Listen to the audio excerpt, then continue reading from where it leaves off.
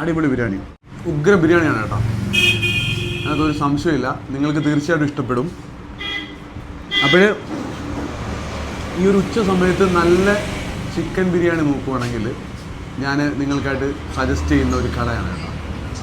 നമ്മൾ ഈ ഒരു ലൊക്കാലിറ്റിയിലൊക്കെ നല്ല ബിരിയാണിക്ക് വേണ്ടി ഒരുപാട് സ്ഥലങ്ങളിൽ പോവുകയാണെങ്കിൽ നിങ്ങൾക്ക് കായംകുളം റെയിൽവേ ഓവർ ബ്രിഡ്ജിന് തൊട്ടടുത്തായിട്ട് ഇത്രയും രുചികരമായിട്ടുള്ള ബിരിയാണി കിട്ടുന്നുണ്ടല്ലോ, അതിൻ്റെ വലിയ കാര്യം കേട്ടോ. അടിപൊളി ബിരിയാണി.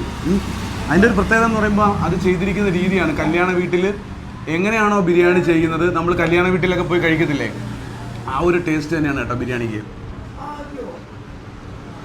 അത്യാവശ്യം നന്നായിട്ട് അതിനകത്ത് പീസും ഉണ്ട്. ഒരാൾക്കല്ല 2 പേർക്ക് കഴിക്കാം. ഇത് കണ്ടില്ലേ, ഈ റൈസ് തന്നെ നിങ്ങൾ കണ്ടില്ലേ, നല്ല രീതിയിൽ കുത്തിക്കോരിയാണ് ഇട്ടിരിക്കുന്നത് കേട്ടോ. അപ്പോൾ ഇവിടെ കഴിക്കുന്നവർക്കൊക്കെ അറിയാവുന്നൊരു കാര്യമാണ്, ഞാൻ പ്രത്യേകിച്ച് പറയേണ്ട കാര്യമില്ല.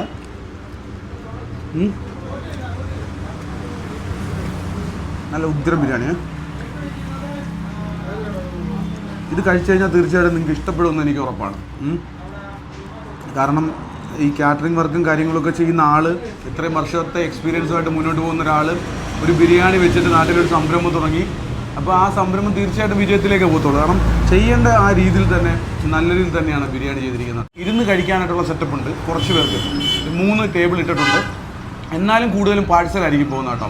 അപ്പോൾ ഈ സ്ഥലം നിങ്ങൾ പറഞ്ഞുകൊണ്ട ആലപ്പുഴ ജില്ലയിൽ കായംകുളം നമ്മുടെ റെയിൽവേ ഓവർ ബ്രിഡ്ജ് കഴിഞ്ഞിട്ട് നിങ്ങൾക്കൊരു റെഡ് ബോർഡ് കാണാം, കല്യാണ വീട്ടിലെ നല്ല അടിപൊളി ബിരിയാണി. ഒന്ന് കഴിച്ചിട്ട് തീർച്ചയായിട്ടും ഒരു അഭിപ്രായം നിങ്ങൾ കമൻറ്റായിട്ട് ഏർപ്പെടുത്തുക. നിങ്ങൾക്ക് എല്ലാവർക്കും ഇഷ്ടപ്പെടും. മറ്റൊരു കാഴ്ചയുടെ അടുത്ത അദ്ദേഹത്തിൽ വീണ്ടും കാണാം.